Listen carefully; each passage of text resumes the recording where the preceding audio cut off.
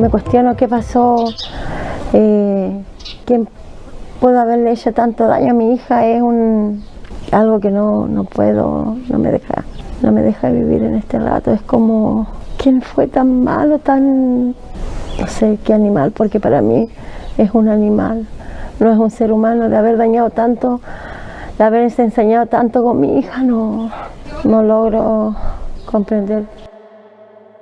Esta es Mirta Ardiles, una madre destrozada que calificó de animal al presunto agresor de su hija de 12 años, víctima de un ataque fatal dentro de su propia casa. Pese a su aparente sufrimiento y a su clamor de justicia, pronto la investigación reveló una siniestra verdad. El animal al que se refería Mirta estaba mucho más cerca de lo que se pensaba. Te invitamos a que te quedes hasta el final de este video, donde te contaremos los terribles detalles de esta historia de celos, traición y violencia que conmocionó a la sociedad chilena y dejó al descubierto las debilidades de las instituciones en la protección de la niñez. El caso de Mirta Ardiles. Mirta Luisa Ardiles Pastén nació el 23 de febrero de 1976 en la ciudad portuaria y comuna de Coquimbo, en la región del mismo nombre al norte de Chile. Se desconocen los detalles específicos de sus primeros años de vida y de su entorno familiar. Apenas ha trascendido que una de sus hermanas se llama Danisa Ardiles. Tampoco se encontraron datos públicos sobre sus estudios o si ejercía un oficio en particular. Algunas reseñas afirman que en su juventud se casó con un hombre llamado Milton Fred Durán, de quien se divorció. Tras la ruptura a inicios de la década de 2000, Mirta conoció a Denis Chávez, con quien inició una relación que rápidamente dio paso a su segundo matrimonio. Estuvieron juntos durante al menos 8 años, y fruto de esa unión nacieron 4 hijos.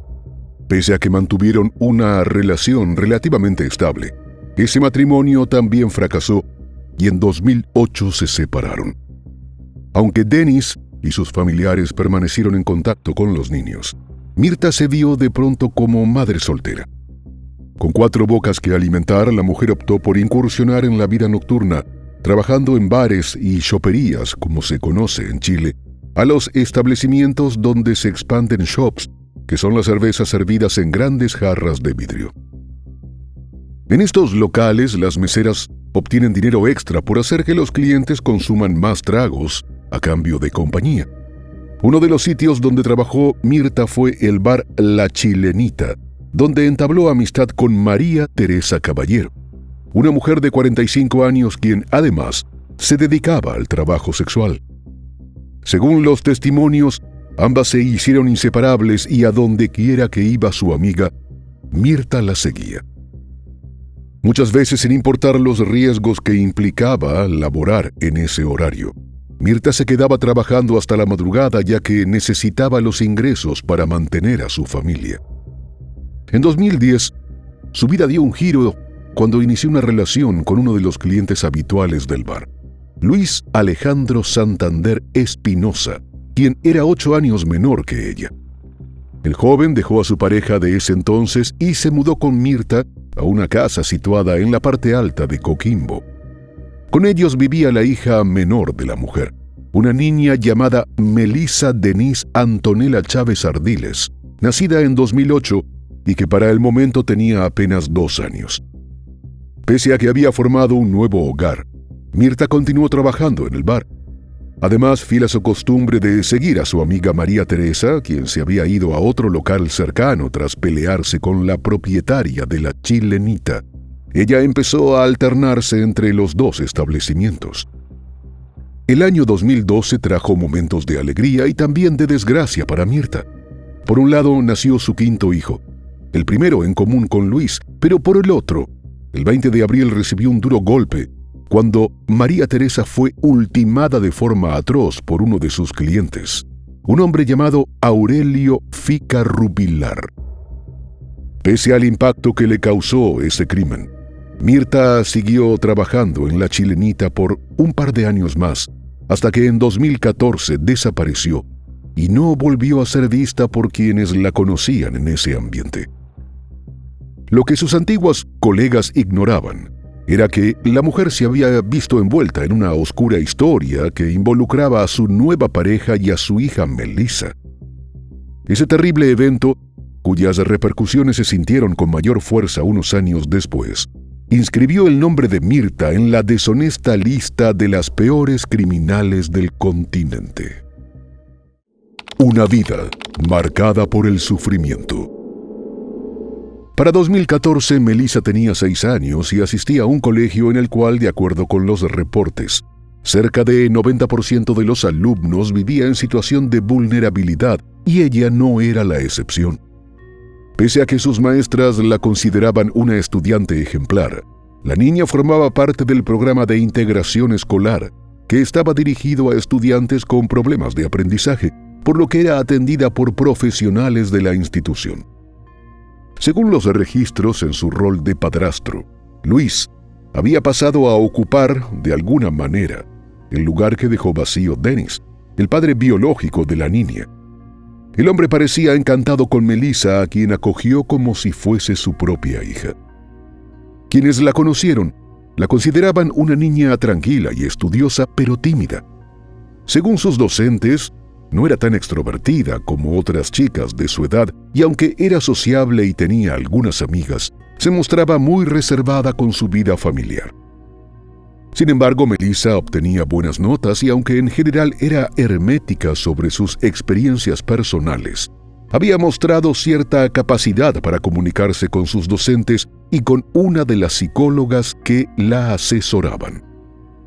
Esta comunicación les permitió conocer que la vida en su nueva familia no era nada fácil para la pequeña, que finalmente rompió el silencio y les contó a una de las docentes y a la psicóloga una historia realmente perturbadora. De acuerdo con los registros escolares, desde hacía tiempo era víctima de acercamientos de carácter íntimo y de tocamientos inapropiados por parte de su padrastro. De inmediato la institución le informó de la situación a Mirta, quien aparentemente también supo de esto por su hija mayor, a quien la niña le había hablado de los abusos. Pese a la gravedad de los hechos, pasó algún tiempo antes de que la mujer se decidiera a denunciar a su pareja ante las autoridades. Sin embargo, al poco tiempo la niña cambió su versión de lo ocurrido y sin que quedara claro si fue inducida a ello, se retractó de lo que había dicho y negó que Luis hubiese vulnerado su inocencia. Aunque ya la fiscalía había abierto una causa contra el presunto agresor, Mirta retiró la denuncia y la investigación de carácter judicial se archivó. No obstante, el Tribunal de Familia, cuyo objetivo era proteger a la niña, hizo 2 anuncios. El primero fue que Melissa abandonaría la casa materna y quedaría a cargo de su padre biológico, pero Dennis estaba pasando por dificultades personales y luchando contra el consumo de alcohol, por lo cual no resultaba idóneo para atenderla. La que se ofreció para cuidarla y dio todo tipo de garantías fue su tía paterna, Gina Chávez, quien se hizo cargo de la tarea con un gran entusiasmo porque quería a su sobrina de una forma entrañable. El segundo anuncio del Tribunal de Familia iba dirigido directamente a Mirta. Si quería recuperar a su hija, debía comenzar por separarse de Luis, y además se le ordenó participar en un plan de diagnóstico ambulatorio donde recibiría asesoramiento psicosocial. Melissa volvió a la escuela donde la integraron a un programa especial para ayudarla a enfrentar este tipo de situaciones. Así transcurrieron 17 meses, tras los cuales Mirta reclamó la tutela de su hija, alegando que el presunto agresor ya no convivía con ella. Según declaraciones posteriores de la familia Chávez, no hubo una investigación exhaustiva para comprobar si lo que decía la mujer era cierto. Afirmaron que no se constató su progreso en el programa de asesoramiento. Tampoco hubo un seguimiento para constatar si realmente se había separado de Luis, ni se averiguó en qué trabajaba. Según dijeron, mientras Melissa vivía con ellos, las autoridades confiaron en todo lo que decía Mirta y muchas veces se le permitió a la niña visitar a su madre. Finalmente, en 2016, la Defensoría de la Infancia de Coquimbo resolvió devolverle a Mirta la tutela de Melissa, para entonces de 8 años, con la condición de que se mantuviera alejada de Luis. Algunas versiones periodísticas señalaron que no quedó del todo claro si la mujer tuvo contacto con su expareja en los 6 años que transcurrieron después de ese episodio. En estos medios solo registraron que en 2020 Mirta y Luis se reconciliaron y que a inicios de septiembre de ese año decidieron mudarse juntos. En contraste, otras versiones indicaron que apenas recuperó a Melissa, la mujer fue con la niña ante las autoridades a retractarse de las denuncias presentadas contra Luis casi 2 años antes. Como consecuencia del retiro de la denuncia, los organismos cerraron la investigación y ella recibió nuevamente al hombre en su casa sin limitaciones. Durante los siguientes 6 años no hubo registros de ningún hecho irregular, pero no se sabe si no ocurrieron o los ocultaron. En lo que todas las reseñas coinciden es en que en el año 2020 Mirta y Luis convivían a la vista de todos y se instalaron en una casa de 2 plantas situada en Villa Talinay, Coquimbo, junto con el hijo de ambos y Melissa. Aunque le confiaron a sus allegados que escogieron ese vecindario con la intención de darles a los niños la posibilidad de crecer en una comunidad tranquila, lo cierto era que, puertas adentro, no había tranquilidad ni paz para Melissa en ese hogar disfuncional. Para entonces ella comenzaba su adolescencia. Tenía 12 años y cursaba 7º año de básico en la misma escuela local. De acuerdo con posteriores testimonios de familiares, todo parecía indicar que madre e hija tenían una buena relación y eran muy cercanas. Sin embargo, algunos afirmaron que la chica solía quejarse de la severidad con la que la trataba Mirta y de lo exigente que era con ella. Nadie imaginó que la animosidad que había comenzado a surgir entre madre e hija tenía su origen en un oscuro secreto familiar que pronto se revelaría de la peor manera. A mediados de noviembre de ese año, Luis regresó a la casa después de estar un tiempo en una mina ubicada en Antofagasta, donde trabajaba como técnico geólogo. A los ojos de sus vecinos, él era un hombre amable, un padre devoto y un buen esposo. Todos ignoraban que bajo esa fachada de persona intachable se escondía un historial de abusos. Según relatos posteriores, la noche del miércoles 25 de noviembre, la familia cenó pizza y Melissa se quedó hasta tarde viendo una serie con su mamá. Al terminar el programa, la niña subió a su habitación que estaba en el 2º piso del inmueble y se acostó a dormir sola en la parte superior de la litera. Aunque todo pareció transcurrir con normalidad, algo terrible debió ocurrir aquella madrugada, que terminó sellando para siempre el destino de Melissa.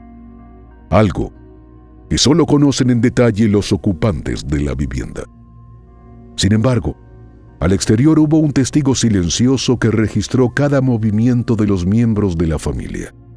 La cámara de seguridad de una casa vecina quedaba al frente de la casa que compartían Mirta, Luis, el hijo de ambos, y Melissa.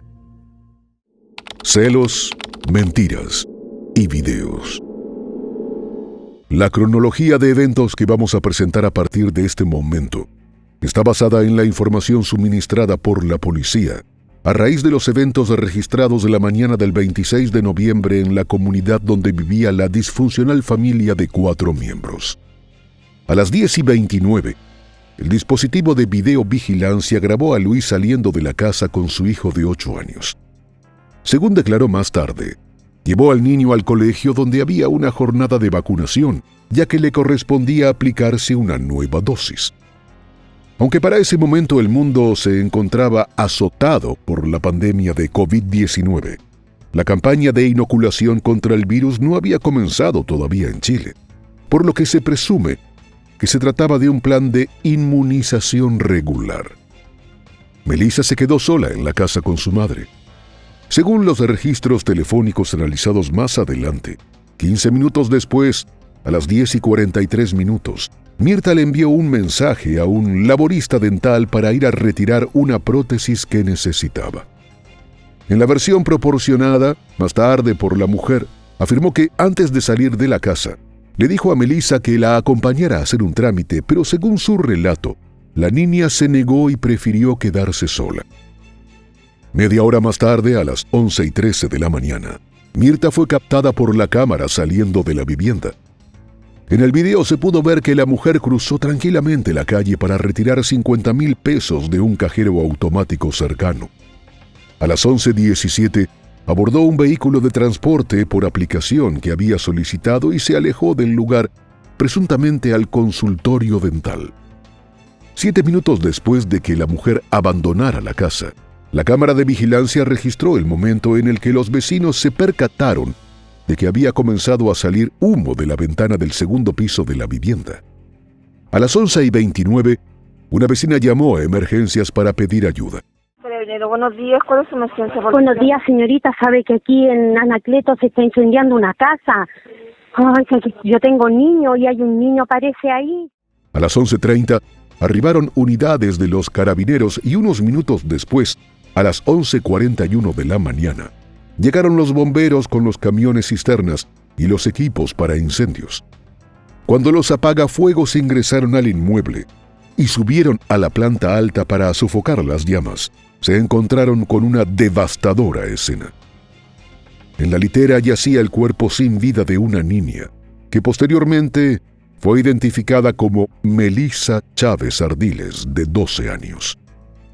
Mientras los bomberos estaban en el interior de la casa, Luis regresó a la residencia y se mostró desesperado por ingresar, pero se lo impidieron pese a su insistencia. Entonces, llamó a Mirta para informarle de lo ocurrido y en cuestión de minutos, poco después de las 12 del mediodía, la mujer llegó presurosa a la escena. Inicialmente se pensó que la chica había fallecido sofocada por el humo, pero cuando los oficiales presentes en la escena miraron con detenimiento el cuerpo, saltó a la vista la terrible verdad. Melissa fue golpeada en la cabeza y además presentaba heridas por arma blanca.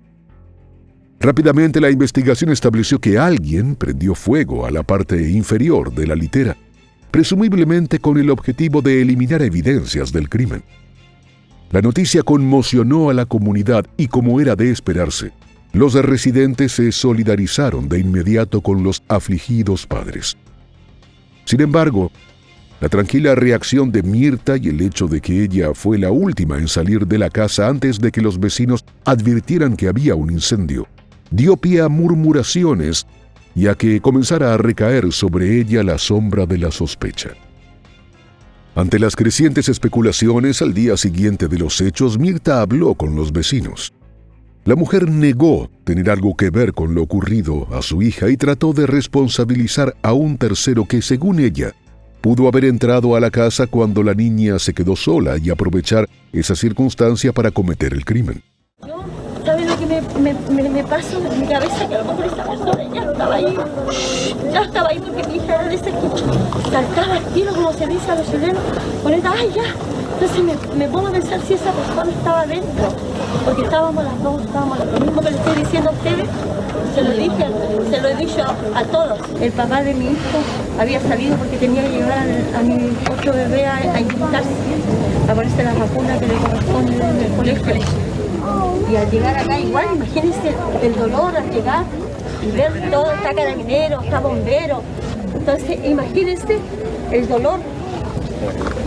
¿Me entienden? Yo le agradezco a cada uno de ustedes y si saben o han visto algo, que hablen con la verdad, nada más. Pero sus palabras, lejos de aquietar los rumores, los intensificaron. También creció el descontento cuando se conoció el informe preliminar de la autopsia, en el cual quedó asentado que Melissa fue golpeada en la cabeza con algún objeto contundente y además presentaba 11 heridas punzocortantes, la mayoría en el cráneo, el cuello y el abdomen. En vista de la que antipatía de algunos vecinos resultaba evidente, Mirta y Luis ofrecieron una entrevista exclusiva a un medio local para salirle al paso a los señalamientos en su contra. Durante las declaraciones sostuvieron su inocencia y exigieron justicia. Parte de lo que dijo Mirta lo reprodujimos al inicio de este video, mientras que Luis se mostró aparentemente conmovido y llegó a declarar entre lágrimas que Melissa era como su hija y que su deceso le causó gran sufrimiento. El hombre rechazó las acusaciones y pidió que se castigara a los culpables. Pero como les digo, las personas que hicieron esto van a tener que pagar. Van a tener que pagar por todo lo que no hicieron. El dolor, por todo lo que hemos pasado. La gente dice comentarios, cosas que ellos no saben. No sean así, no sean malos, no sean crueles. El jueves 3 de diciembre, en medio de expresiones de dolor y momentos de silencio y llanto, la comunidad, los maestros y amigos de Melissa acompañaron a la familia a darle el último adiós a la pequeña. Con prendas de vestir que llevaban impreso su rostro, portando globos blancos y flores, los compañeros de clase de la adolescente hablaron del impacto que tuvo en sus vidas y recordaron los momentos compartidos con ella. Al frente del sepelio estuvo Mirta, quien, con gran entereza, dijo que estaría en la calle hasta saber qué había pasado con su hija. La mujer afirmó que por dentro estaba devastada y dijo que lo único que quería era que se supiera la verdad y que se hiciera justicia. Yo en lo personal voy a dejar los pies en la calle para saber qué pasó con mi hija. Necesito justicia, necesito respuesta. De verdad que estoy devastada. Sin embargo, para ese momento, las autoridades ya la tenían en la mira y habían comenzado a investigar su posible participación en el ataque fatal a la menor. Las grabaciones de la cámara de vigilancia de los vecinos les permitieron establecer una línea de tiempo que la implicaba en el crimen. Asimismo, la revisión de los antecedentes familiares llevó a los oficiales a descubrir el historial de tocamientos y vulneraciones íntimas que tuvo que soportar Melissa desde su infancia. De inmediato, las autoridades decidieron reabrir la denuncia contra Luis, que databa de 2014, con el objetivo de establecer si eso pudo tener algo que ver con el crimen que conmocionó a los chilenos. No obstante, cuando fueron a buscarlo, se llevaron una desagradable sorpresa, ya que, poco después de la entrevista en la que apareció junto a su pareja, Luis fue visto entrando a la vivienda de la cual salió poco después, llevando con él algunas pertenencias. Al parecer, dejó a su hijo con una de sus cuñadas y luego desapareció. El hombre no pudo ser localizado ni por las autoridades ni por los medios de comunicación que querían obtener sus declaraciones.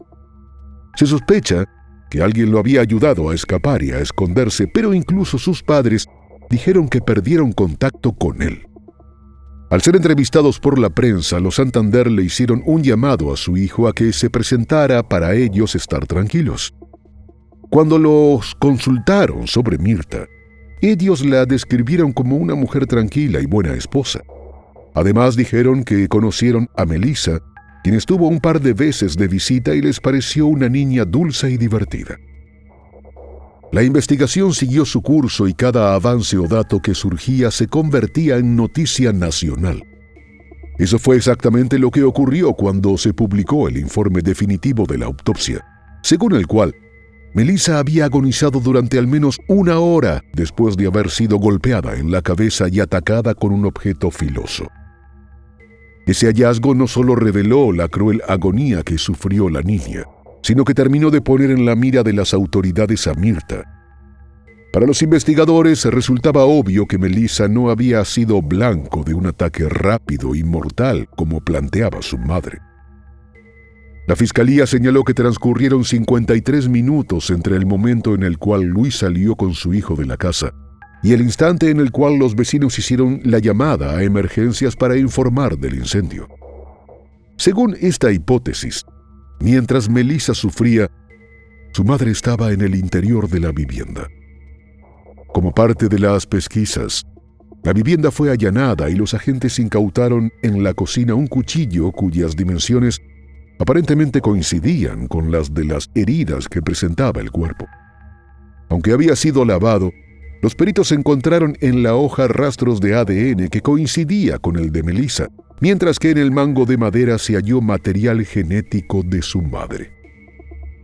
Con base en estos elementos, poco más de 2 meses después del crimen, el 2 de febrero de 2021, Mirta Ardiles fue detenida y el juzgado de garantías la consideró un peligro para la sociedad, por lo que le impuso prisión preventiva mientras se desarrollaba la investigación, que tenía un plazo de 180 días. Al día siguiente fue formalizada su acusación por el delito de parricidio, según la legislación chilena, e incendio. No obstante, su defensa sostuvo que había un presunto sospechoso al cual las autoridades no habían prestado atención. Lo describieron como un hombre de overol azul, que fue visto por vecinos en el techo de la vivienda contigua cerca de la hora en que ocurrieron los hechos. Esta hipótesis fue descartada por la Fiscalía, alegando que no había forma de que una persona pudiera entrar luego de que Mirta salió de la casa, subir al segundo piso, identificar dónde estaba la menor y atacarla en tan solo 7 minutos, como quedó demostrado en los videos. Además, el Ministerio Público informó posteriormente que el sujeto fue identificado e indagado. Así supieron que, por una causa de paternidad pendiente, había registros de su ADN en la base de datos policial. Cuando se hizo el cotejo con las muestras recolectadas en la escena, no hubo coincidencias. Mientras Denis, el padre biológico de Melissa, se pronunció a través de sus abogados pidiendo una larga pena de cárcel para Mirta, Danisa, una hermana de la mujer y una de las hijas mayores, abogaron por ella señalando que era una madre ejemplar, que había sacado adelante a sus hijos sola. Según ellas, Mirta era incapaz de cometer actos tan atroces. Sin embargo, las reclusas del centro al cual fue enviada la mujer aparentemente tenían una opinión diferente y estaban dispuestas a hacérselo saber. En consecuencia, desde que Mirta llegó al penal asignado, tuvo que permanecer bajo el resguardo de agentes de gendarmería y en vez de ir a una de las celdas, la enviaron a la unidad de salud. Medios locales reseñaron el escalofriante comportamiento de la mujer tras su ingreso a la cárcel. Según los reportes, los funcionarios del recinto penitenciario estaban realmente sorprendidos, porque no mostraba el más mínimo dolor y mucho menos arrepentimiento. Afirmaron que el primer día se le vio reír a carcajadas junto a su compañera de sala y esa misma noche se acostó temprano y durmió plácidamente sin recurrir a medicamentos. Algo extraño, según las fuentes, dada la situación en la que se encontraba y la gravedad del delito que se le imputaba. En los siguientes días se mostró tranquila, maquillándose con frecuencia, descansando o conversando con su compañera de celda. El 25 de febrero, tras más de 20 días de encierro, recibió la visita de su hermana, quien compartió con ella por alrededor de 2 horas, aprovechando que un par de días antes fue su cumpleaños 45. Para el 26 de febrero, cuando se cumplieron 3 meses del deceso de Melissa, los medios fueron a Villa Talinay, donde los lugareños habían convertido la entrada de la casa donde la pequeña fue ultimada en un verdadero templo a su memoria. Los vecinos de las casas cercanas se turnaban para limpiar el lugar y mantenerlo adornado con detalles alegres como globos, juguetes, fotos, cartas y carteles en los que condenaban el crimen y exigían que se hiciera justicia. A sus voces se sumaron las de varias organizaciones defensoras de los derechos de la mujer y la niñez, que programaron actividades de calle en homenaje a Melissa y para pedir castigo para los presuntos culpables del atroz crimen. Además, impulsaron el debate sobre las debilidades institucionales que permitieron que la denuncia de abuso hecha en 2014 no prosperara y que luego no impidieron que la menor fuera sometida al enorme riesgo de volver a vivir con su presunto agresor. Entretanto, otro detalle aterrador surgió de los peritajes forenses, según los cuales, la misma mañana del 26 de noviembre de 2020, probablemente horas antes del ataque que puso fin a su vida, fue agredida sexualmente.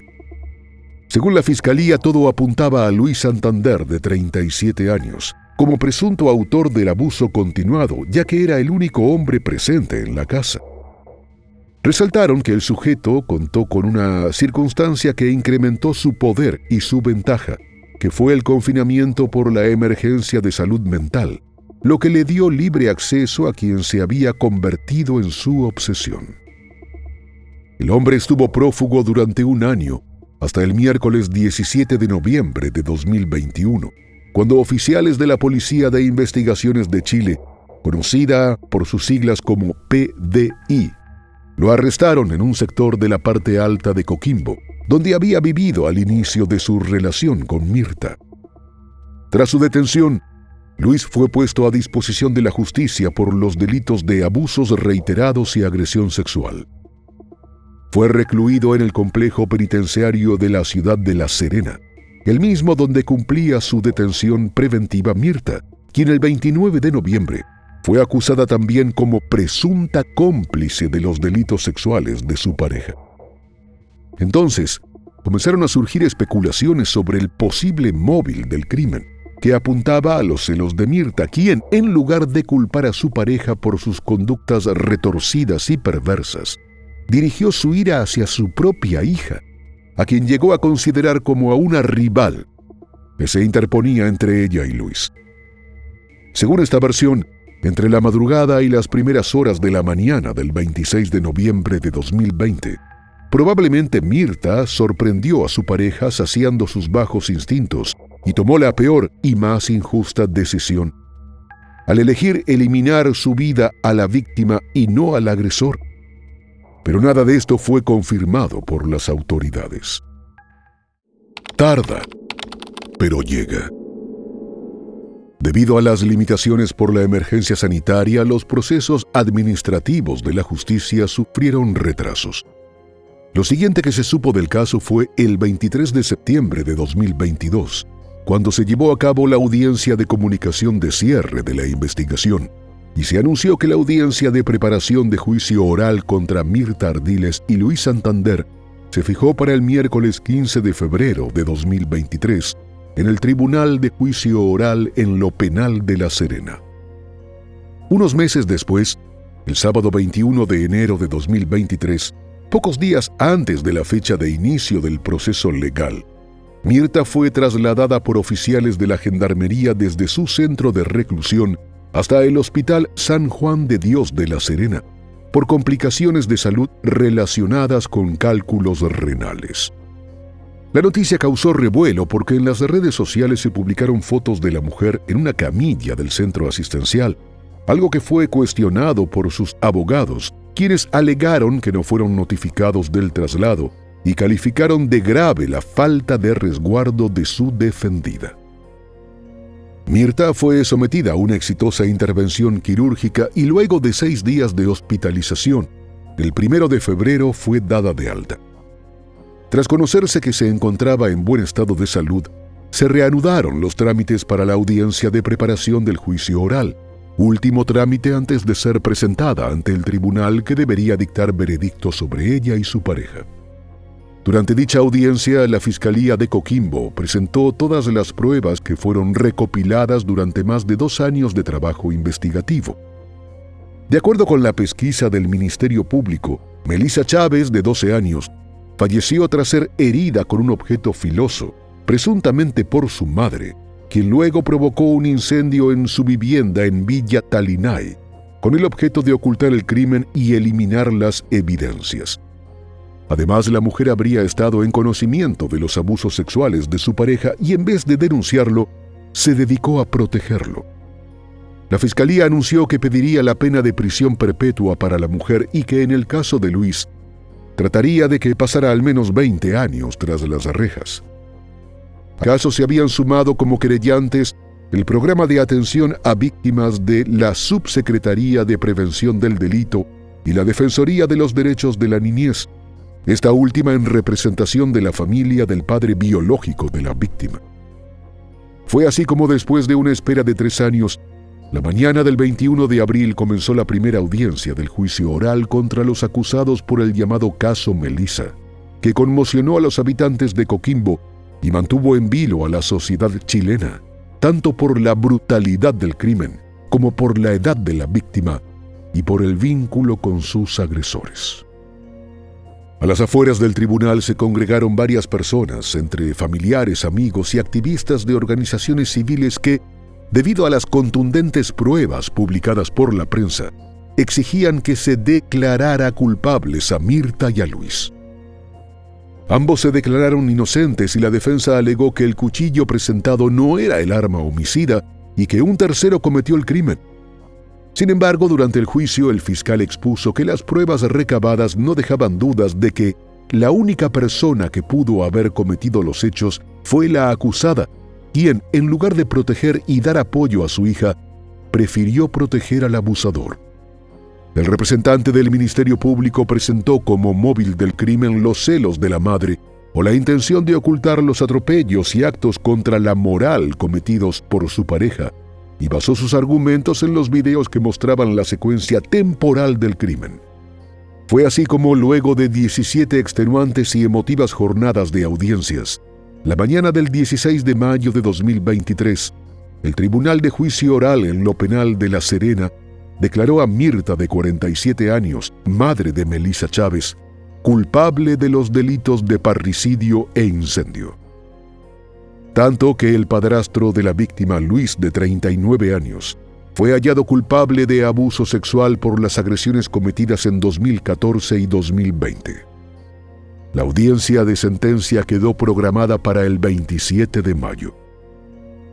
Finalmente, tras acoger de forma unánime la acusación de la Fiscalía de Coquimbo, el Tribunal de Juicio Oral en lo Penal de La Serena condenó a Mirta Luisa Ardiles Pastén a 18 años de prisión por el parricidio contra su menor hija y a otros 15 años por el delito de incendio de la vivienda situada en la Villa Talinay, lo que significa que pasará 33 años tras las rejas. De igual modo, el tribunal condenó a la pareja de la mujer, Luis Alejandro Santander Espinosa, a 10 años y un día de cárcel por el delito de abuso sexual reiterado. Aunque con la condena finalmente se hizo justicia, el fallo fue agridulce para los familiares, amigos y vecinos de la pequeña Melissa, que esperaban una sentencia mucho más severa.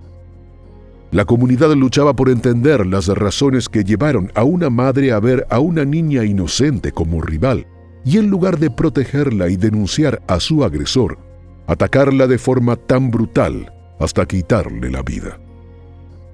Tras la sentencia, los abogados de Mirta y Luis solicitaron la nulidad del juicio.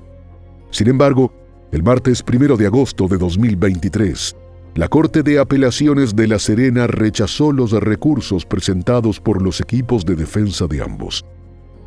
Además, en un fallo unánime de los jueces que integran la sala, se confirmaron las sentencias impuestas en el juicio oral, en el que se dio por establecido, más allá de toda duda razonable, que Luis abusó sexualmente de forma reiterada de la hija de su pareja.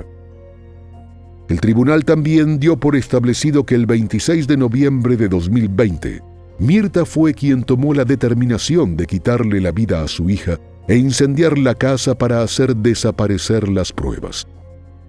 Con esta decisión, se cerró uno de los capítulos más oscuros de la historia criminal en Chile, que también estremeció al país porque puso en evidencia todas las fallas de quienes debieron proteger a Melissa Chávez. No hay dudas de que la historia de su vida estuvo marcada por la tragedia y por señales de alerta que no fueron atendidas por la justicia, por la fiscalía, ni por las instituciones a cargo de velar por la protección de la infancia. El desenlace fatal, que no debió ocurrir, fue producto de que su pedido de auxilio fue ignorado. Según cifras de la Defensoría de la Niñez de Chile, entre 2019 y 2022, los delitos de índole sexual y abusos contra quienes no están en capacidad ni en edad de dar su consentimiento aumentaron 15%.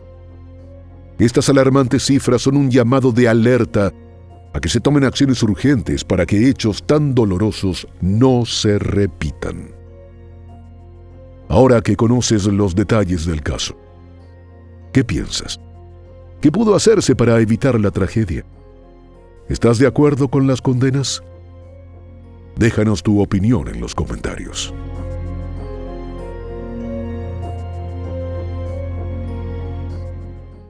Lian Argelis Joseph era alegre, brillante, solidaria y tenía una inteligencia que superaba el promedio. Además, creció en un hogar donde no le faltó nada y tuvo acceso a una educación de primera.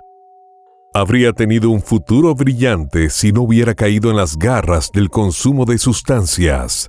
Eso no solo arruinó su vida, sino la de su familia, y desencadenó una tragedia que todavía estremece a Panamá. Los invitamos a acompañarnos hasta el final de este caso, que saltó a los titulares por su crueldad, con la única persona que no le dio la espalda, a pesar de sus muchos errores. El caso de Lian Argelis Joseph.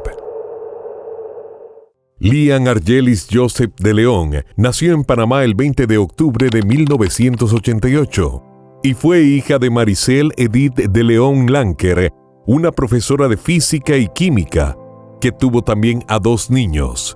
En cuanto al esposo de Maricel, su identidad ha permanecido en reserva y solo se sabe que la pareja se separó años después. Los 3 niños de la pareja crecieron en el seno de una familia acomodada y eso le permitió tener acceso a una educación de calidad y rodearse de personas con una buena formación. Eso para Maricel como docente era fundamental. Lian siempre fue una jovencita alegre y desde pequeña dio muestras de una inteligencia que casi parecía estar por encima del promedio. Realizó sus estudios de primaria en las escuelas Balboa y Curundu, lo que representó una ventaja significativa en su formación. Las 2 instituciones educativas estaban bajo la jurisdicción de Estados Unidos, por lo que ella y sus compañeros aprendieron a hablar el inglés a la perfección. Más tarde, al cursar sus estudios de secundaria, dio nuevas muestras de sus muchas capacidades y se graduó de bachiller con honores e incluso participó en las Olimpiadas Nacionales de Matemáticas, haciéndose acreedora de la medalla de plata. Tanto la familia como sus compañeros de clase y amigos consideraban que Lian era una niña tranquila, sumamente aplicada en los estudios y siempre dispuesta a prestar ayuda a quien lo necesitara. Todo eso se conjugaba con su carácter alegre y bromista, que llevó a algunos de los jóvenes de su entorno a describirla como una mariposa social. Tras finalizar la secundaria, siguió los pasos de lo que parecía ser una ruta de vida y profesional brillante, cursando estudios universitarios de Ingeniería Industrial Administrativa en una prestigiosa Universidad de Panamá. Las reseñas periodísticas no aclaran si la joven llegó a graduarse, pero sí hacen referencia a una serie de intereses adicionales en los cuales Lian ocupaba su tiempo y en los que era muy buena. Entre ellos destacan marketing digital, comportamiento y psicología del consumidor y publicidad en Internet. Además, la chica tenía buenos conocimientos en la creación y gestión de comunidades en la web, así como en redacción, videos y contenidos audiovisuales.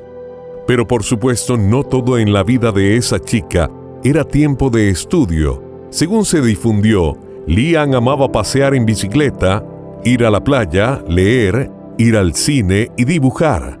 A esta inquieta joven le apasionaba escuchar y crear música, especialmente rock, que era su género favorito, e incluso llegó a formar un grupo propio. En cuanto a series, no se perdía un capítulo de How to Get Away with a Murder, que en castellano significa Cómo salir impune de un asesinato, protagonizada por la prestigiosa actriz Viola Davis. Sin embargo, las personas perfectas no existen, y aunque era inteligente y exitosa, también libraba una batalla contra sus propios demonios. En algún momento de su vida, se inició en el consumo de sustancias ilícitas y desarrolló una profunda dependencia que afectó muchos aspectos de su vida. Obviamente eso le trajo serios inconvenientes con su familia. Según algunas reseñas, los conflictos con su madre eran terribles desde la juventud. Y pese a eso, se sabe que Maricel hizo todo lo posible para ayudarla a salir de ese mundo. Incluso se habla de que la habría acompañado a cultos de rehabilitación. Hay un espacio de tiempo en la vida de Lian que las notas de los medios no relatan, pero se sabe que en su adultez, alrededor de los 30 años, estuvo viviendo con su padre. Sin embargo, impulsada por la necesidad de comprar drogas, Lian robó dinero de la billetera del hombre. Cuando él se dio cuenta de que no se estaba rehabilitando y que era capaz de robar a su propia familia, la echó de la casa sin contemplaciones. La pandemia, el menor de los males.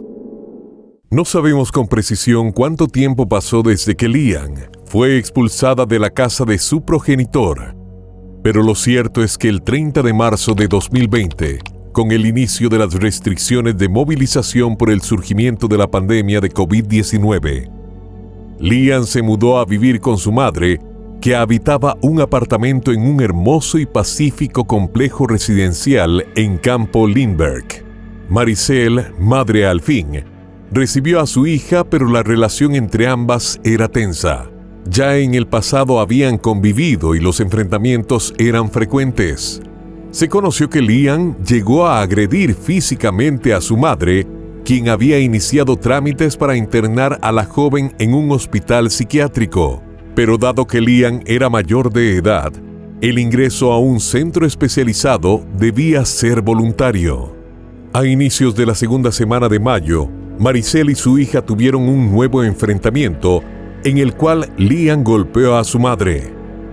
Ese hecho motivó a la mujer de 64 años a llamar a uno de sus hijos para contarle lo sucedido y manifestarle que sentía temor de que las agresiones por parte de su hija pudieran escalar. Le dijo que el comportamiento de Lian era cada día más errático y a esto había que agregar la tensión del confinamiento por la pandemia. Maricel también le comentó a una amiga sus preocupaciones, diciéndole que estaba asustada, al punto de que temía por su vida porque su hija se había tornado muy violenta. Lamentablemente, en ese momento no había una solución rápida al problema, porque la internación psiquiátrica no se podía hacer contra la voluntad de Lian. El martes 19 de mayo de 2020, los vecinos del complejo residencial percibieron un olor nauseabundo que inundaba casi toda la edificación. Al no saber qué estaba generando la pestilencia y tomando en cuenta la situación de aislamiento por la pandemia, los habitantes de los apartamentos se comunicaron con la encargada del edificio para que procurara descubrir cuál era la fuente del terrible olor. La mujer comenzó a recorrer los distintos pisos y pasillos hasta que cuando llegó al piso 4, se hizo evidente que la fuente del problema estaba allí y pronto supo a cuál puerta llamar. La mujer tocó a la puerta del apartamento de Maricel y quien le abrió fue Lian. La encargada le informó de la queja de los vecinos y le preguntó qué estaba pasando. La joven tranquilamente le contestó que tenía un problema con el inodoro, que se había tapado y hasta el momento no lo había podido resolver. La encargada se ofreció a entrar para ver si podía subsanar el problema e incluso otro vecino se acercó también como voluntario para tratar de destapar el baño, pero Lian se negó rotundamente a dejarlos pasar. El hecho de que no aceptara recibir ayuda, sumado a algo en su actitud que le resultaba sospechoso, la encargada decidió comunicarse con la policía para informar que algo extraño estaba sucediendo en ese apartamento. Les advirtió que de allí emanaba un terrible olor y que la ocupante no permitía su ingreso. Minutos después, varios agentes de seguridad se hicieron presentes en el complejo residencial y al llamar a la puerta del apartamento, Lian intentó disuadirlos de ingresar a la vivienda y de hecho se negó a abrirles la puerta, por lo que los efectivos, al no lograr nada con las conversaciones, procedieron a forzar la entrada. Aunque ya se percibía desde afuera, los funcionarios quedaron espantados con la fetidez que inundaba todo el lugar. No entendían de dónde provenía, porque el departamento estaba completamente ordenado y limpio. Una vez adentro, los oficiales comenzaron a recorrer cada espacio y no tardaron mucho en encontrar 2 contenedores plásticos situados en una de las habitaciones, aunque algunas fuentes dijeron que estaban en el baño.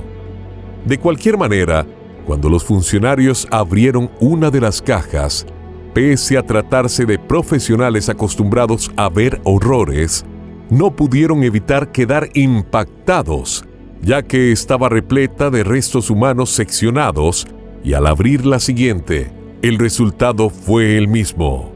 Si bien todo indicaba que esos restos pertenecían a Maricel, sería necesario que el forense estableciera la identidad.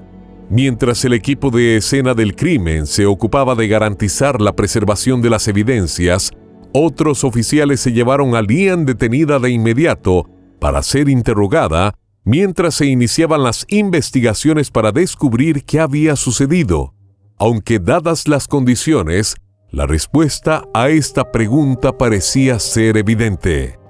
De inmediato, los recipientes con su macabro contenido fueron remitidos a la oficina del forense a fin de que el examen post-mortem pudiera brindar luces sobre lo ocurrido. Poco después se conoció el informe preliminar de la autopsia, el cual detalló que Maricel había fallecido a causa de múltiples heridas de arma blanca, varias en el área del tórax, pero una de ellas particularmente le perforó un pulmón y por sí sola hubiera resultado fatal.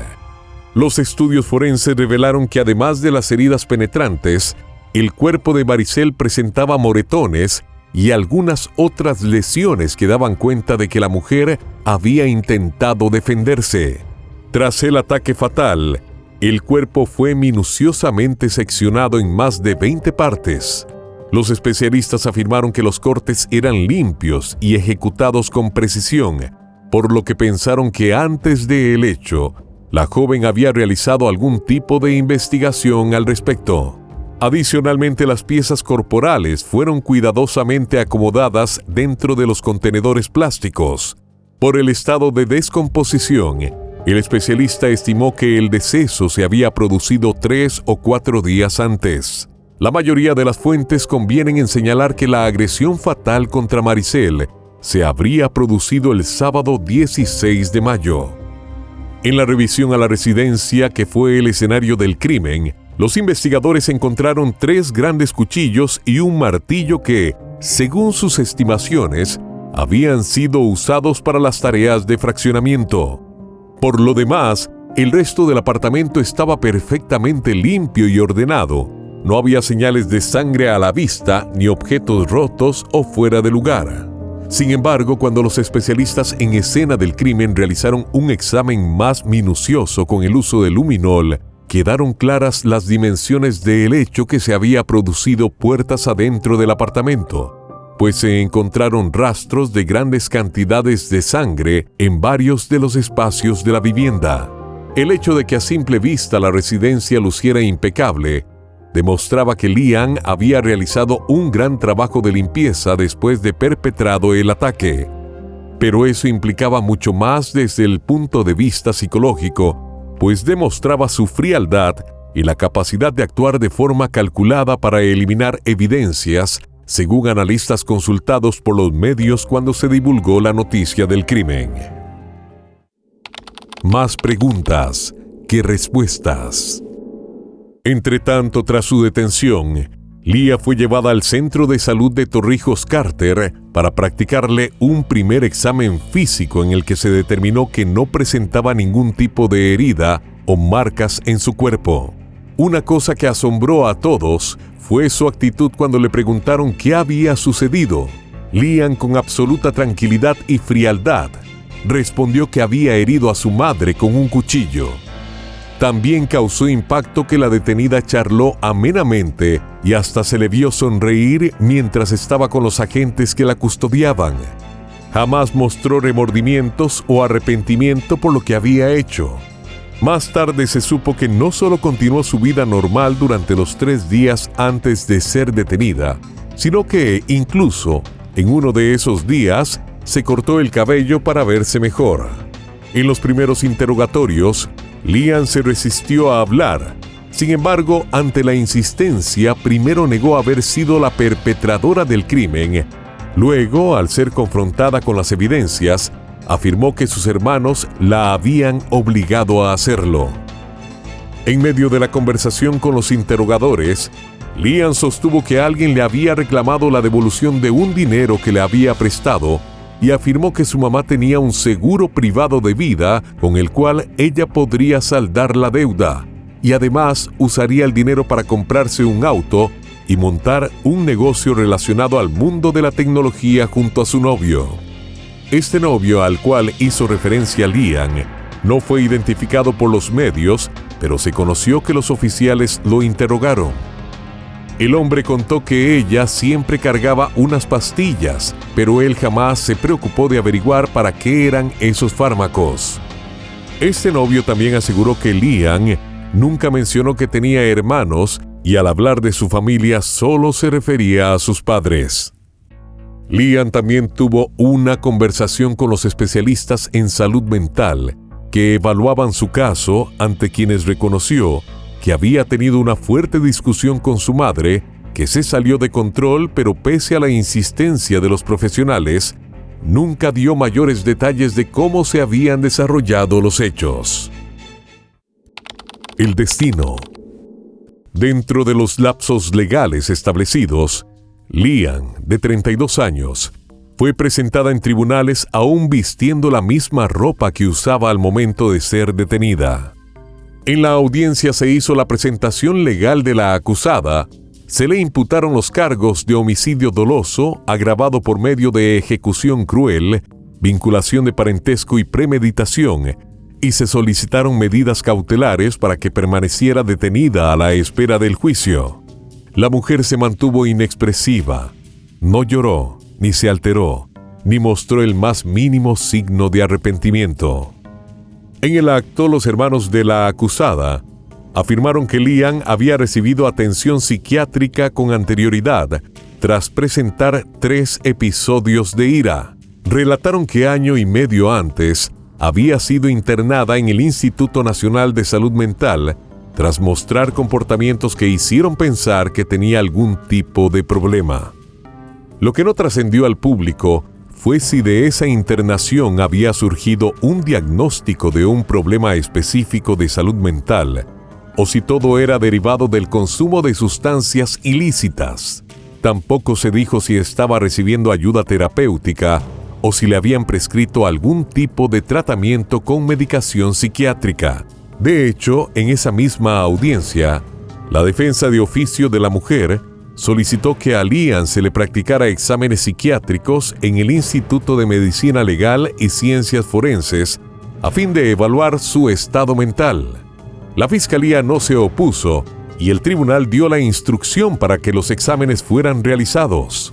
El objetivo de estos estudios era determinar si, al momento de cometer el hecho, Lian podía comprender que sus acciones constituían un crimen y aún así había actuado.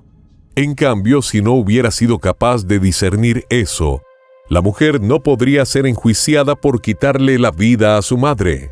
Adicionalmente, el juez ordenó que Lian permaneciera en prisión sin fianza a la espera de juicio, al considerar que cualquier tipo de beneficio que le concediera podría prestarse para que la acusada se fugara. Dadas las restricciones generadas por la crisis sanitaria mundial, en principio Lian fue llevada al Centro de Cumplimiento de Menores de Pacora, donde permaneció 14 días en cuarentena preventiva, luego de los cuales fue trasladada al Centro Femenino de Rehabilitación, donde fue destinada a permanecer en aislamiento en un área de la prisión conocida como La Máxima.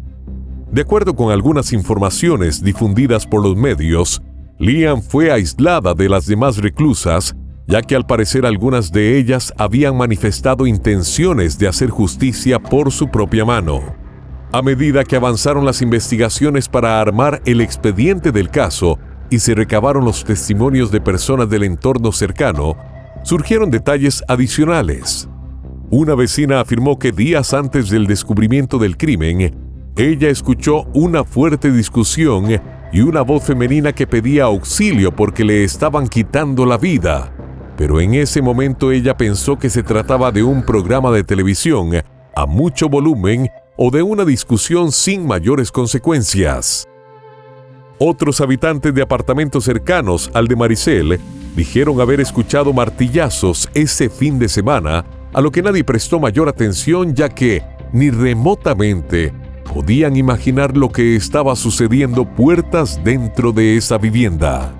Los medios se volcaron a indagar en los detalles de la vida de Lian antes de los hechos y lograron entrar en contacto con un excompañero de trabajo que había compartido tareas con ella en una agencia de venta de vehículos. Ese hombre contó que en una oportunidad, Lian se había llevado sin autorización uno de los autos de la agencia y nadie lograba ubicarla. En la empresa tenían como teléfono alternativo de contacto el del padre de Lian, pero cuando lo llamaron se llevaron una sorpresa. El hombre no solo afirmó que no tenía ninguna información sobre su hija, sino que también les aconsejó que no confiaran en ella, porque ese tipo de acciones eran típicas en su hija. Acto seguido insistió en que no sabía dónde se encontraba y agregó que no quería saber nada de ella. Afortunadamente para la empresa, el auto robado tenía sistema de geolocalización y fue gracias al GPS que lograron ubicar al vehículo en los alrededores del sitio donde residía Maricel. El ex compañero de trabajo de la mujer afirmó que cuando revisaron el auto, encontraron dentro algunas drogas y varios ambientadores con los que posiblemente esperaba disimular el olor de los estupefacientes. Se supo que Lian nunca les dio la cara a sus empleadores y que ellos la despidieron. No está claro si hubo algún tipo de denuncia policial contra ella en vista de que sustrajo el vehículo y trasladó drogas en él. Otra declaración que se filtró a los medios fue la que suministró ante las autoridades una amiga de Maricel. Relató que tras quedar en la calle, cuando su padre la echó de su casa por robarle dinero, Lian le prometió a su madre que iba a cambiar, pero esa buena voluntad le duró poco, y en cuestión de días Maricel le reveló a su amiga que ya no sabía qué hacer, pues había comenzado a tener problemas con su hija nuevamente. Destacó que cada vez demostraba conductas más violentas y que incluso temía que le quitara la vida, a pesar de ser su madre. Era tanto el temor que Maricel sentía al estar confinada las 24 horas del día con su hija, que estaba haciendo gestiones para internarla en un centro de salud mental. Sin embargo, todos esos trámites los tenía que realizar a espaldas de Lian, pues su reacción seguramente sería violenta. La testigo les dijo a las autoridades que en esa conversación, ella le aconsejó a Maricel que se cuidara mucho y poco después perdieron el contacto. Como parte de las pruebas necesarias para sumar al expediente, se dio cumplimiento a la decisión del juez y Lian fue llevada al Instituto de Salud Mental para que se le realizaran las evaluaciones correspondientes. Entre tanto, las autoridades manejaron la idea de que no hubiese actuado sola, ya que les parecía difícil que una mujer menuda y delgada hubiese podido por sí misma causar tanto daño. Pero por más que realizaron una búsqueda minuciosa dentro del apartamento, no encontraron huellas digitales o rastros de ADN de ninguna otra persona. Todo lo que hallaron correspondía a Maricel y su hija. Adicionalmente, los vecinos tampoco habían visto a nadie ajeno a la residencia salir o entrar en el edificio. Otra cosa que llamó la atención de los investigadores fue el hecho de que la joven mujer segmentara el cuerpo y lo mantuviera en el apartamento, pues de acuerdo a la experiencia en casos similares, dividir los restos de la víctima tiene como objetivo poder deshacerse de las evidencias con mayor facilidad. En cambio, Lian había estado habitando de forma normal con los restos de su madre cortados y metidos en cajas plásticas por al menos 3 días, durante los cuales cocinó, comió, durmió e incluso se cortó el cabello. Encontramos una nota que hacía referencia a anteriores publicaciones de Lian en sus redes sociales que daban una visión de cómo se encontraba su mente cerca del momento de los hechos. En una de esas publicaciones, bastante larga, fechada un mes antes del crimen, el 3 de abril, Lian se preguntaba: ¿por qué los seres humanos nos vemos obligados a lastimarnos cada vez que experimentamos enojo? ¿Por qué no nos permitimos controlar nuestra ira? ¿Y de qué manera tiene sentido? El castigo. A finales de mayo de 2022, una fuente de la Fiscalía difundió a la prensa que a Lian se le había practicado las pruebas ordenadas por el juez para establecer cómo estaba su salud mental y si era o no imputable por los delitos que cometió. Y la conclusión a la que llegó el especialista que la atendió fue que no presentaba problemas mentales que la eximieran de responsabilidad en el crimen. El psiquiatra encargado del estudio afirmó que por la manera en la cual había cometido el crimen, existían dos posibilidades. La primera era que la joven hubiese planificado el hecho, pero por alguna razón no pudo cumplir con lo planeado para deshacerse del cuerpo de su madre. La segunda posibilidad era que Lian hubiese actuado por un impulso del momento y luego de cometer el crimen cayó en cuenta de lo que había hecho e intentó ocultarlo. El especialista declaró que había que ver cuál podría ser la causa de la impulsividad, si fue motivada por la necesidad de dinero para obtener drogas o si quizás había actuado movida por el efecto de alguna droga consumida. De cualquier manera, según los resultados de los estudios, el profesional afirmó que el hecho no había sido un crimen a sangre fría y perfectamente planificado, pues Lian era una chica con una inteligencia por encima de la media y solo con buscar en internet pudo haber planeado mejor sus acciones. A su juicio, todo eso indicaba que hubo un grado de impulsividad en su actuación. Desde el punto de vista legal, lo cierto fue que después de conocerse el resultado de los estudios, la conclusión fue que Lian estaba en sus 5 sentidos al momento de perpetrar el terrible crimen. A partir de esa certeza, la Fiscalía le ofreció un acuerdo, pero ella lo rechazó. El juicio contra Lian Argelis Joseph de León se llevó a cabo entre el 12 y el 14 de noviembre de 2024. La defensa seguía alegando que la acusada era inimputable por su condición mental, mientras que la Fiscalía sostenía que se había tratado de un crimen perpetrado con plena conciencia de lo hecho.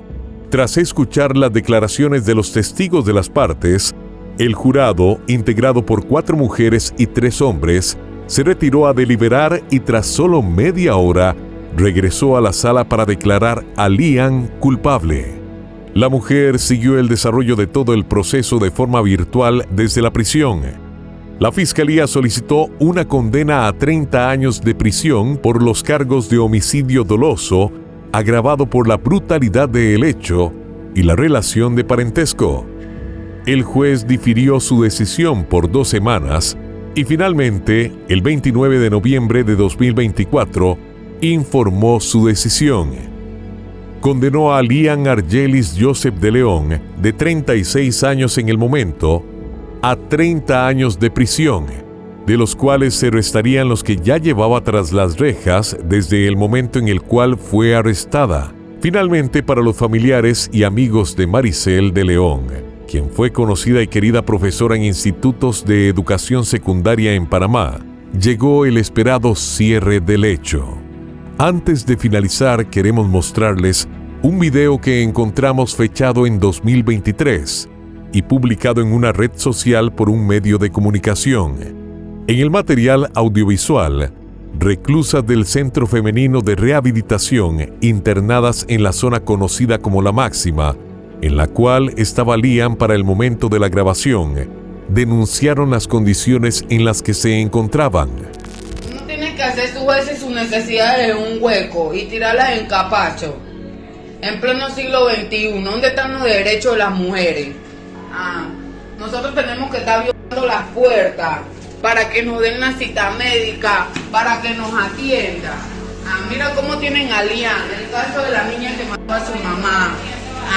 Ni siquiera le dan atención psicológica, ni siquiera a esa niña ni se baña. Si no se producen cambios en las precarias circunstancias que acabamos de ver, este es el futuro que le espera a Lian durante las casi 3 décadas de su vida, que tendrá que estar en prisión. Cuesta pensar que una joven con una inteligencia por encima de la media y estando plenamente consciente de sus acciones, según determinó el experto que la examinó, haya llegado a actuar de la manera que lo hizo con su propia madre, quien, al parecer, fue la única que nunca se dio por vencida con ella. Ahora Lian se enfrenta a condiciones de vida como estas, en lugar de disfrutar del brillante futuro que pudo haber tenido. Hasta aquí este caso, que deja muchas interrogantes. Queremos saber qué piensan ustedes.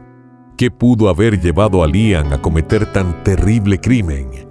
¿Consideran que la joven recibió el apoyo que necesitaba con el tema del consumo de drogas? Y adicionalmente, ¿consideran que los presos, sean hombres o mujeres, deben estar recluidos en condiciones como las que acabamos de ver? Déjennos sus opiniones en los comentarios. What's your name? Crystal.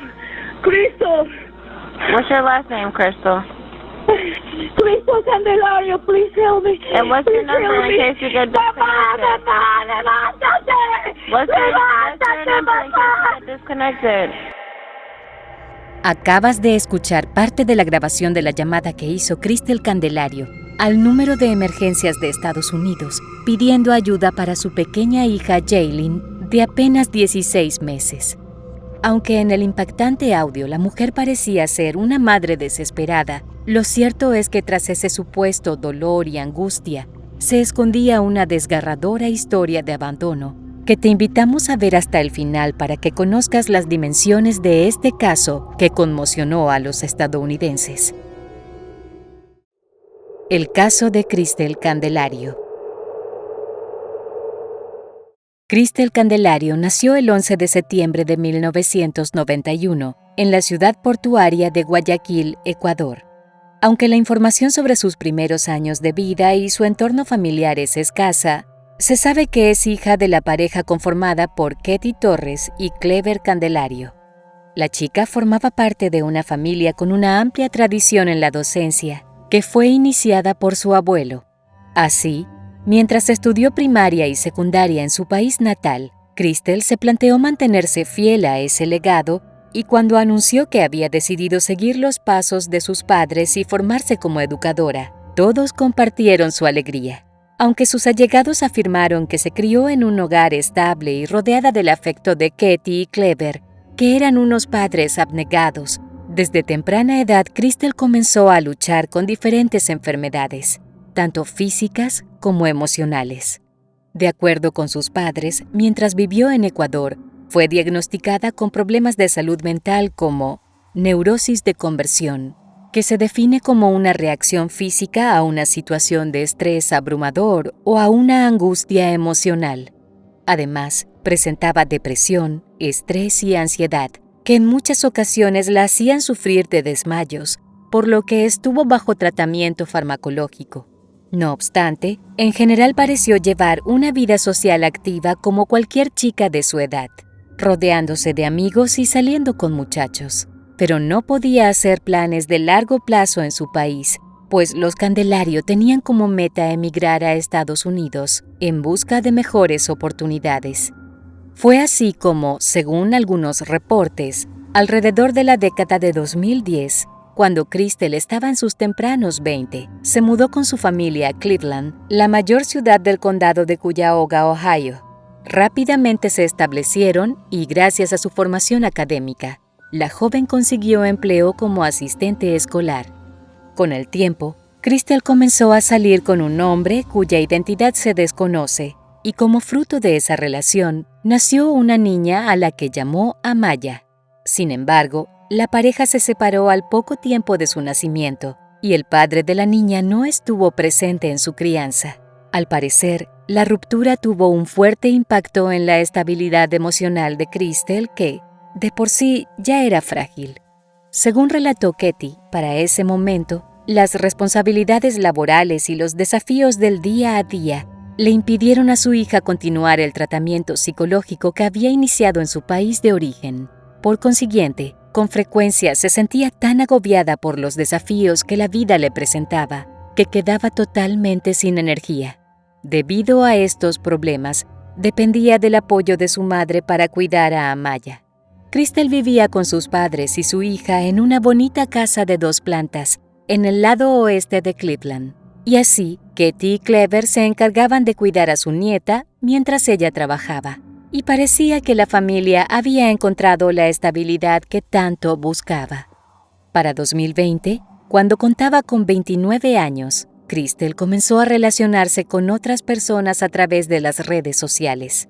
Fue así como conoció a Henry García, con quien tenía varios elementos en común, comenzando por la nacionalidad, pues él también era ecuatoriano y residía en su país natal.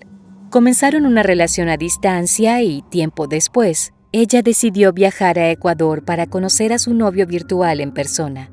Las cosas parecen haber salido bien, pues, después de que Crystal regresó a Estados Unidos, planificaron reunirse en República Dominicana para pasar unas vacaciones juntos y conocerse mejor. La mujer retomó sus rutinas en Ohio, pero comenzó a sentir algunos malestares y pronto descubrió que había quedado embarazada después de aquel encuentro.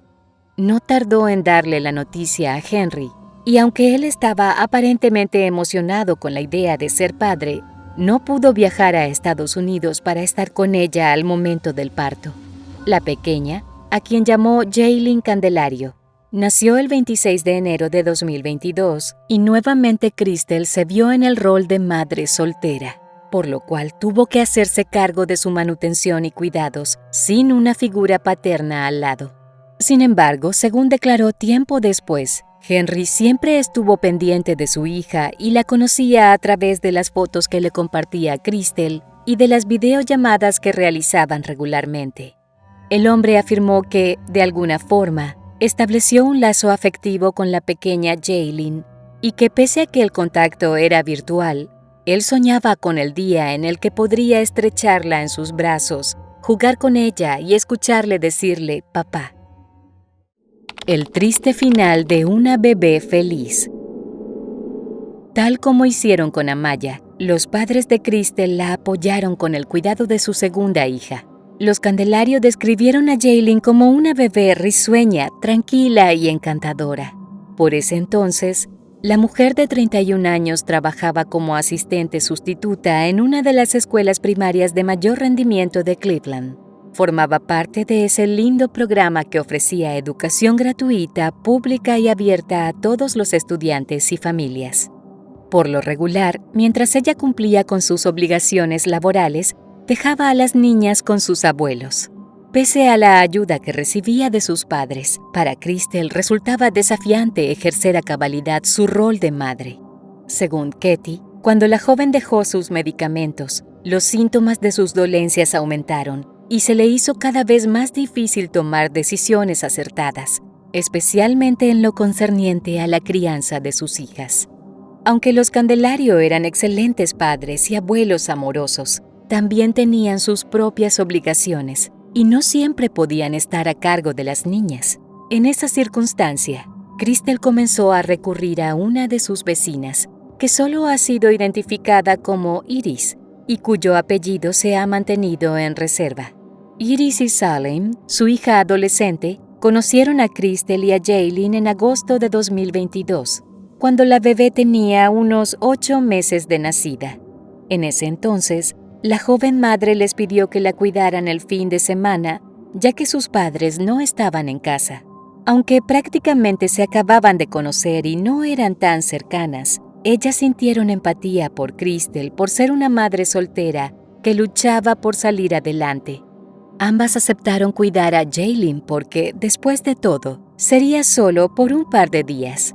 Iris describió a Jaylin como una bebé maravillosa, siempre feliz y sonriente, y muy fácil de cuidar.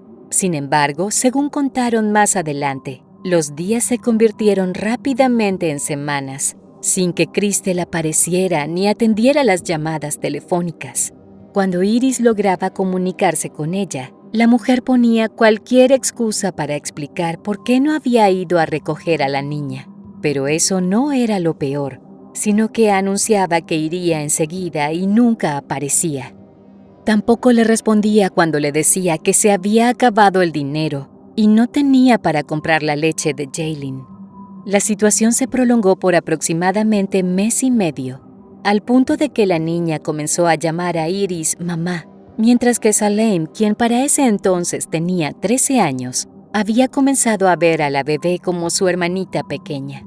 A pesar de los desencuentros con Crystal, Iris y su hija se habían encariñado con la bebé y seguían cuidándola ocasionalmente. Pero nunca más la mujer desapareció por tanto tiempo, sin darles explicaciones ni hacerse cargo de los gastos. De acuerdo con posteriores declaraciones de otra vecina, que también solía cuidar a Jaylin, el comportamiento de Crystal distaba mucho del de una verdadera madre. Según dijo, la crianza de las hijas de la mujer recaía mayormente sobre Katie.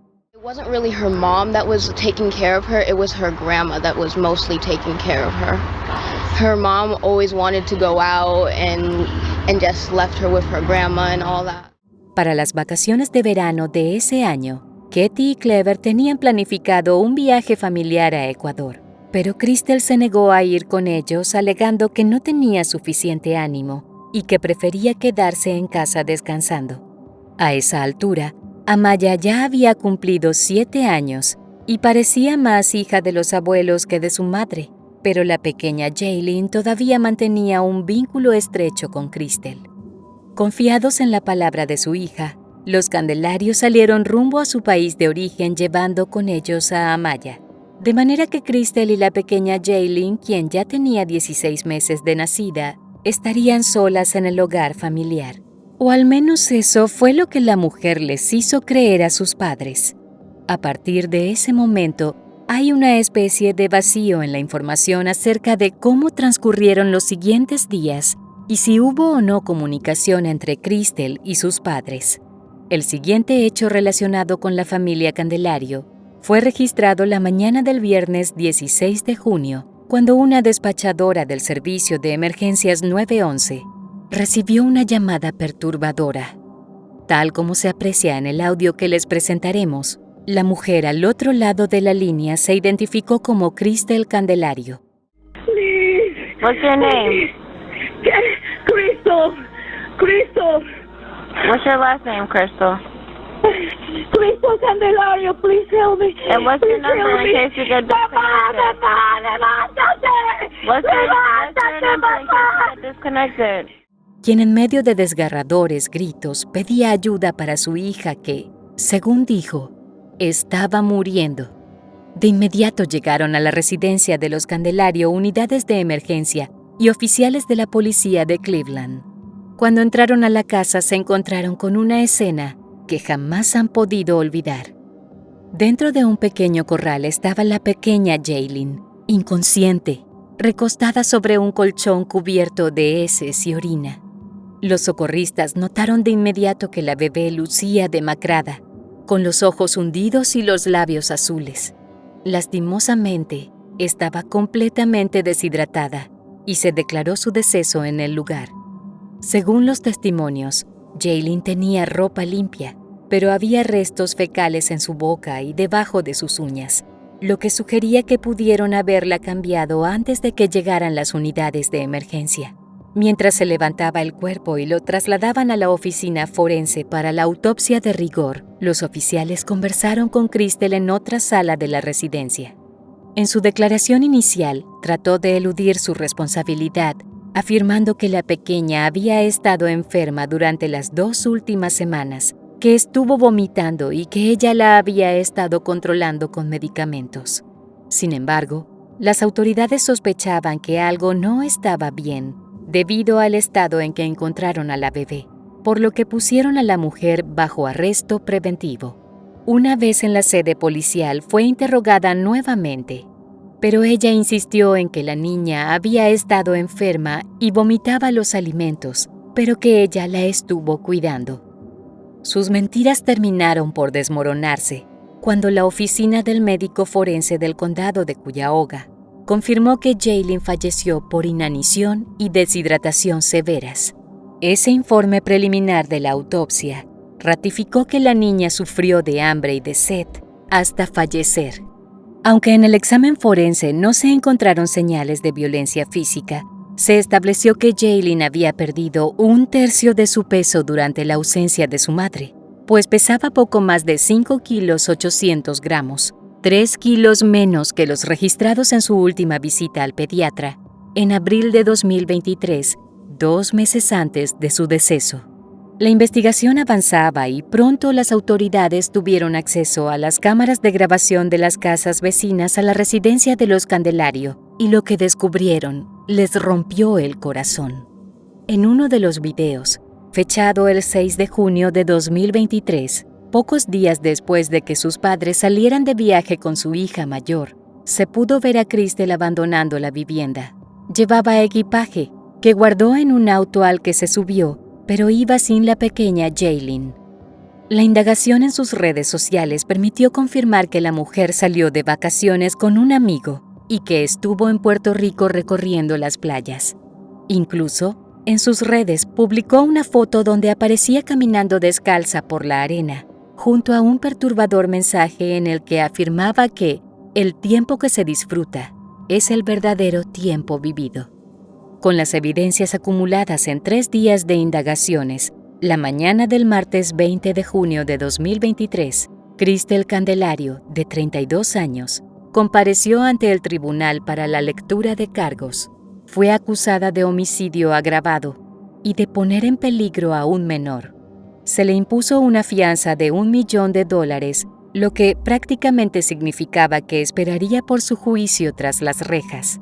Ante la gravedad de las acciones de Crystal, los fiscales anunciaron que no descartaban solicitar la pena capital. Los oficiales a cargo del caso y los fiscales se dispusieron a recolectar todos los testimonios posibles y las evidencias para poder presentar la secuencia de los hechos y lograr hacer justicia por la pequeña Jaylin.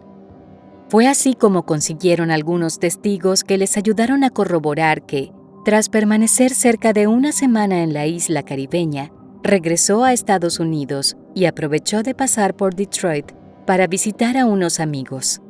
A la par, continuaron revisando las grabaciones de las cámaras de vigilancia de los vecinos, y en una de ellas estaba registrado el retorno de Crystal a la residencia, cerca de las 8 de la mañana del 16 de junio, es decir, poco antes de la llamada a emergencias. Además, recuperaron la grabación de la cámara de timbre de un vecino en la que, unos 2 días después de que se marchó Crystal, quedó grabado el sonido desgarrador del llanto de la pequeña Jaylin. Con estas evidencias, sumadas a los resultados de la autopsia, se estableció que Crystal dejó a su hija de apenas 16 meses sola, indefensa, sin la supervisión de un adulto durante al menos 8 días, y que al llegar a casa y descubrir que la pequeña no reaccionaba, fue cuando decidió pedir ayuda. Las autoridades presumían que la mujer le cambió la ropa a Jaylin antes de marcar al 911. Sin embargo, eso no pudo borrar los evidentes signos de abandono en los que hallaron a la pequeña. La noticia de lo que ocurrió conmocionó a los estadounidenses y al mundo entero. La pregunta recurrente era, ¿cómo una madre pudo abandonar a su suerte a una bebé indefensa para irse de vacaciones sin preocupaciones? Las redes sociales estallaron en su contra y cientos de usuarios criticaron que, mientras ella disfrutaba en la playa, su hija sufría una agonía espantosa. Iris y otros residentes les contaron a las autoridades que esta no fue la primera vez que la niña se quedó sola, sin los cuidados de un adulto. Afirmaron que, un mes antes de la tragedia, Crystal se fue durante 2 días y no le pidió a nadie que se hiciera cargo de la bebé. En esa oportunidad no hubo las consecuencias fatales que trajo el viaje de más de una semana. Tras difundirse la noticia, la empresa que regentaba la escuela para la que trabajaba desde 2022 como asistente sustituta, informó a través de un comunicado del despido con efecto inmediato de Crystal. Además, anunció que habían iniciado una investigación para determinar si hubo alguna queja de conducta inapropiada durante su permanencia en la organización. La peor traición de una madre. Durante el juicio, la representante de la Fiscalía reprodujo los videos de las cámaras de videovigilancia que registraron la salida y el regreso de la acusada. También se presentó el audio de la llamada al 911 en la que, pese a que afirmó no hablar inglés, Crystal respondía a las preguntas de la operadora en ese idioma.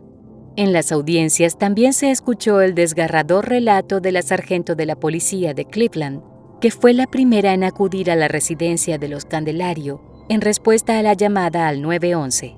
La oficial no pudo contener las lágrimas mientras describía, ante los presentes en el tribunal, las profundas ojeras, los labios casi azules y la piel pálida de la bebé, recostada en un colchón sucio de su propia orina y sus heces.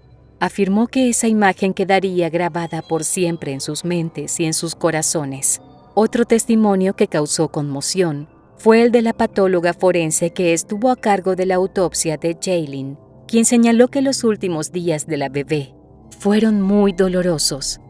Explicó que entre los 9 y los 18 meses, los niños experimentan la ansiedad más extrema por separación y que le resultaba doloroso imaginar la sensación de abandono que tuvo que haber sentido. Y como si eso no fuera suficiente, se sumaron el hambre y la sed agobiantes.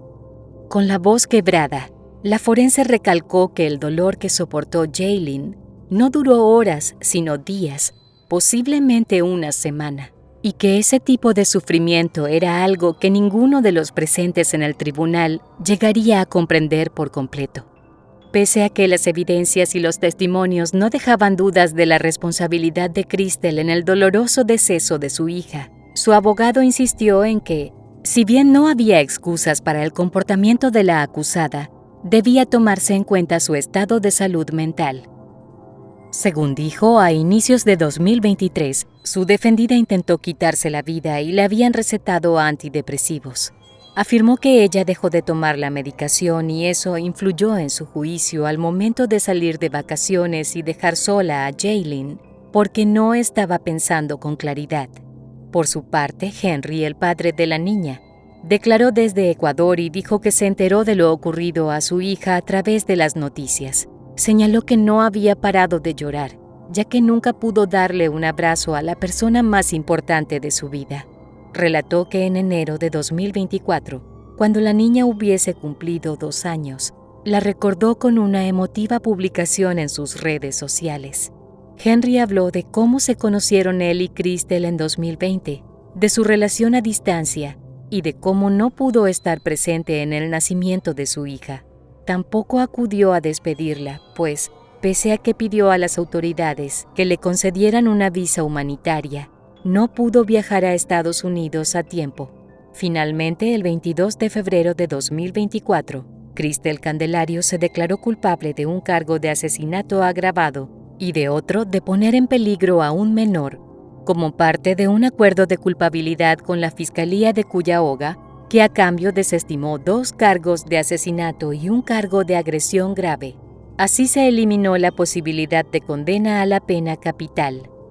Tras el acuerdo, hubo un comunicado de prensa del fiscal que estuvo a cargo del caso. Comenzó por calificar las acciones de la mujer como algo inimaginable y señaló que quedaría marcado de por vida por el recuerdo de la inocente y frágil niña. Refirió que el trabajo de los fiscales era representar a las víctimas, que ellos habían hablado por Jaylin y que la declaración de culpabilidad de la madre era solo el primer paso hacia la justicia. En la audiencia de sentencia celebrada menos de un mes después, el 18 de marzo de 2024, Crystal y su familia alegaron problemas mentales. Los Candelario leyeron una declaración preparada y con la ayuda de un intérprete, pidieron clemencia para su hija. Katie habló de los problemas de salud mental que enfrentó Crystal durante su adultez. Señaló que cuando su hija dejó de tomar los medicamentos, su ansiedad y depresión empeoraron, lo que le impidió tomar decisiones acertadas. De igual modo, dijo que ningún miembro de la familia estaba al tanto de lo que estaba sucediendo, pues, de ser así, se habría llevado a Jaylin con ella o se habría quedado a cuidarla, y agregó que oraba por obtener el perdón de su nieta. Finalmente, los padres de la acusada solicitaron al tribunal que considerara el historial de Crystal a la hora de emitir su fallo y le permitieran volver con su hija Amaya, de 7 años. La acusada también se dirigió a la corte para decir que no trataba de justificar sus actos, pero nadie sabía lo que ella estaba sufriendo y lo que estaba pasando. Afirmó que todos los días pensaba en su hija y que, Como persona creyente, estaba convencida de que Dios y Jaylin la habían perdonado. Estoy muy dolida por todo lo que pasó. I'm extremely hurt about everything that happened. No estoy tratando de justificar mis actos. I am not trying to justify my actions. Pero nadie sabe cuánto yo estaba sufriendo. But nobody knew how much I was suffering. Y por lo que estaba pasando. And what I was going through. Todos los días le pido perdón a Dios y a mi hija, Jaylin. De nada valieron las alegaciones de Crystal, de su abogado y de su familia, pues tras la emotiva audiencia, el juez del Tribunal de Causas Comunes del Condado de Cuyahoga fue contundente al emitir la condena. El magistrado se dirigió a Crystal para decirle que cometió el máximo acto de traición de una madre al dejar a su bebé aterrorizada y sola para que sufriera el fallecimiento más espantoso e inimaginable, sin comida, sin agua, sin protección y acostada en sus propias heces. Le recordó que ella conocía la responsabilidad de una madre, porque no solo ya tenía una hija de 7 años, sino porque, estando en el tribunal ante todos los presentes, sus padres demostraron amor, respeto y educación, y que al acudir a la corte a ayudarla y defenderla, hicieron más por ella de lo que ella hizo por Jaylin. En su intervención, el juez también le dijo que no se trató solo de un descuido, porque las pruebas demostraron que ella simplemente decidió no estar allí porque quería divertirse, dejando a la bebé atrapada en el corralito, sin agua y sin comida, durante 10 días. De igual modo le echó en cara que, a su juicio, ella no salvó a su hija porque no quiso, pues mientras estuvo en Puerto Rico y Detroit, tuvo la oportunidad de hacer una simple llamada a alguien en Cleveland para decirle que Jaylin necesitaba ayuda, pero no lo hizo. Considerando todo esto, condenó a Crystal Candelario a cadena perpetua, sin la posibilidad de libertad condicional. Fue recluida en la prisión del condado de Cuyahoga, donde cumplirá su sentencia. As a court, I have to remember Jaylin, where you did not. Just as you didn't let Jaylin out of her confinement until she died, so too, you should spend the rest of your life in a cell without freedom. The only difference will be that prison will at least feed you and give you liquids that you denied her. Tras el veredicto, la defensa solicitó al juez que considerara el estado de salud mental de su cliente para una futura apelación. 2 días después, desde la cárcel, Crystal ofreció una entrevista a una conocida cadena de habla hispana, en la que aseguró que antes de viajar y dejar a su hija sola pasaba por un estrés emocional. Agregó que era difícil hacerle entender su situación al resto del mundo, que la acusaba de haber cometido un acto diabólico, como se dijo en la corte. Cuando se le preguntó cuál fue el motivo que la llevó a irse de vacaciones dejando a la bebé desatendida durante 10 días, indicó que el viaje a Puerto Rico y Detroit fue algo que decidió meses antes, tras permanecer hospitalizada entre enero y febrero de 2023 por problemas emocionales y mentales, además de estar 2 semanas sin poder caminar. Explicó que para ese entonces, ella y su actual exnovio querían darse unas vacaciones. Crystal eximió al hombre de culpa, pues ella le dijo que durante el viaje dejaría a la niña con su madre. Aunque afirmó que fueron unas vacaciones planificadas, luego se contradijo al señalar que salió de viaje por impulso, que tomó algo de ropa y salió corriendo, de una vida de estrés, de depresión y de ansiedad, pues no quería seguir viviendo de ese modo. Mencionó que durante el viaje recordaba a su hija y el hecho de que estaba sola, y que las personas que estaban con ella notaron que algo le pasaba, pues le dijeron que no era la misma. Agregó que tuvo el impulso de hacer una llamada, pero al final no lo hizo y no explicó por qué. Más allá de las razones de salud mental alegadas por la defensa, la familia y la propia Crystal Candelario para justificar su proceder, La realidad es que una pequeña e indefensa bebé que dependía de ella para subsistir tuvo el peor de los finales como consecuencia de sus terribles acciones. Lo cierto es que el trágico deceso de Jaylin Candelario estremeció a la sociedad estadounidense y puso de relieve temas complejos como la salud mental y la responsabilidad de los padres en el cuidado de los niños. Además, reveló la indiferencia con la que muchas personas actúan frente a los problemas y el sufrimiento de otros, así como la incapacidad de las autoridades encargadas de velar por la niñez para proteger y salvar a la pequeña, aún de su propia madre. Ahora que conoces los detalles de esta dramática historia, ¿qué piensas? ¿Qué pudo haber llevado a una madre a actuar de ese modo? ¿Fue una tragedia que pudo evitarse? Déjanos saber tu opinión en los comentarios.